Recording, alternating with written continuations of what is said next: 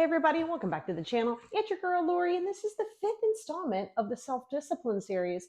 And I want to talk to you about what you're consuming because it makes a big, huge difference with like not just self-love, but like self-discipline, self-care, a lot. So let me tell you what I mean by consume. I mean, obviously, you know what consumption is, right? If you're what you're eating, what you're drinking, but also what you are allowing in your energy field. If people are very, very negative and heavy, or you feel as though it's just a drain, it's going to be really hard for you to muster that energy, even though you're still going to muster that energy, do it anyway, right? That's how we create that discipline. But you got to remember that if something is not serving your best and highest good, you have the right and the permission to allow yourself to distance from it, but you are in control of it. Stop making it everybody else's control. It's your control. So this is an important one for you. So I want you to take a really good look, because it doesn't just help with self-discipline. It helps with your mental health. It helps with, God, the list is endless, right? Watch what you're consuming on the internet. Watch what you're consuming on television. And definitely watch what you're consuming by those around you. Okay, so those are the three areas that I really want to talk to you about. So let's start with people around you. Well, no, let's start with the internet because I feel like that's the easiest one, right? If you're deep diving into comments, if you're purposefully doom scrolling to be miserable, that's where you're going to live. So if you're trying to go down different feeds on regardless of what it is to see if somebody agrees with you on something or to feel like you don't agree on things, that is the biggest waste of energy across the board. Not only is this not good for self-discipline, it's not good for your mental health, it's not good for your energy. You cannot have abundance while sitting there and being miserable and trying to understand somebody's why. So I want you to be very clear. Go through everything that you're following, all of your friends on Facebook, all of these things, and see if it's moving the needle forward. Is it providing you with peace? Is it providing you with entertainment? Is it just funny to watch? Not everything has to be a learning lesson. It can be fun. Is it something that you're just like, oh my God, this is great. I don't feel any stress with it. Great, then keep it. But I don't care if it's your parents. I don't care who it is. I don't care. If it is not serving you and you're looking at somebody's stuff, you can unfollow it, you can unfriend it, you can block it. You got to block like a profession. Here is the deal. No one likes to be around someone who is in victim mentality, who is negative, and who never looks for the solution to the problem. Now, if I just described you, now you got to check yourself. It's going to be really difficult for you to have self-discipline while you're in the woe is me area, right? So that's why you want to heal those past traumas. You want to get through it, and you want to really grasp the understanding of knowing this is your responsibility to get through for yourself, right? So when doing so, I want you to say, am I around someone who's constantly like needy and complaining? And it's all like, is that what's happening?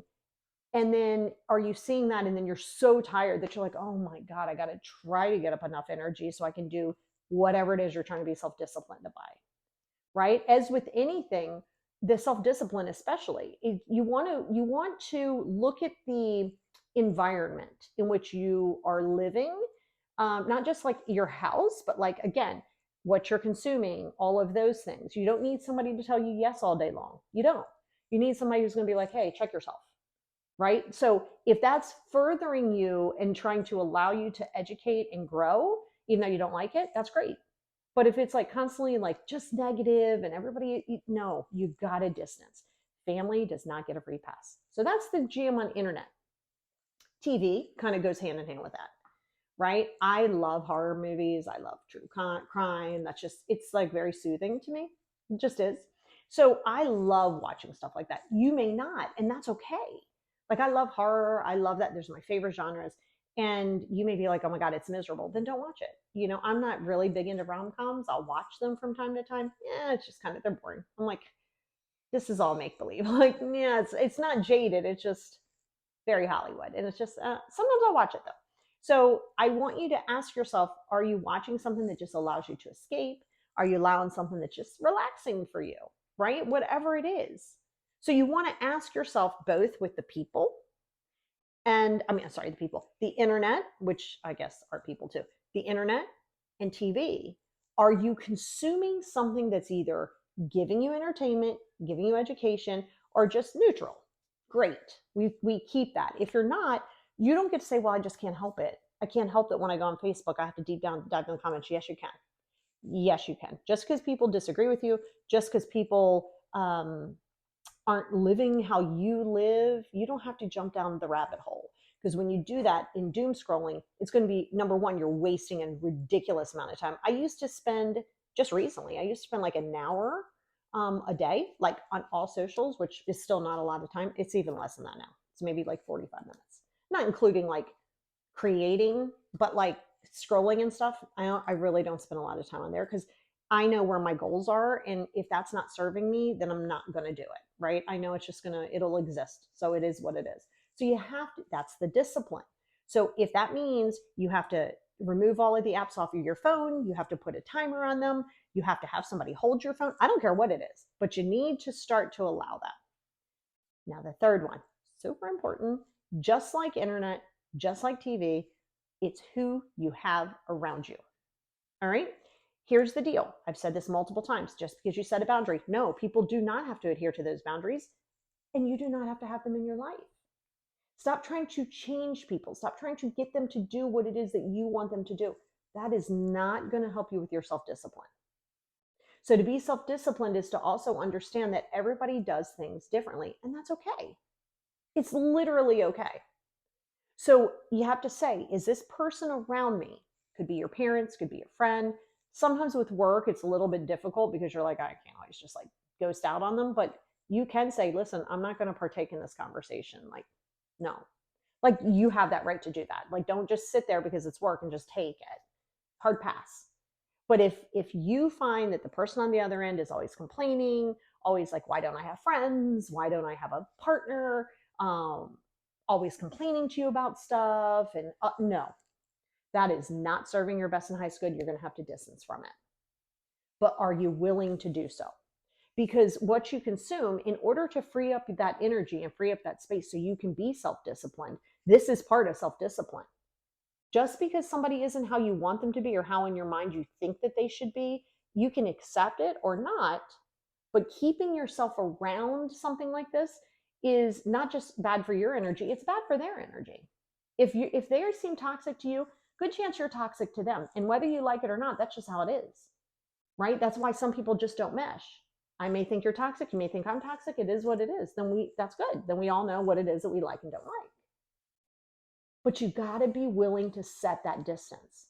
You don't have to bring anybody along on this journey. And it's not their job to cheerlead you on this journey. Yeah, it's great to have that support system. It's lovely. But if that's what you're banking on and that's what you're going to say, in order for me to be self-disciplined, I need everybody in on the same, like everybody needs to understand what's happening, that's going to be a problem. Because now we're going into codependency.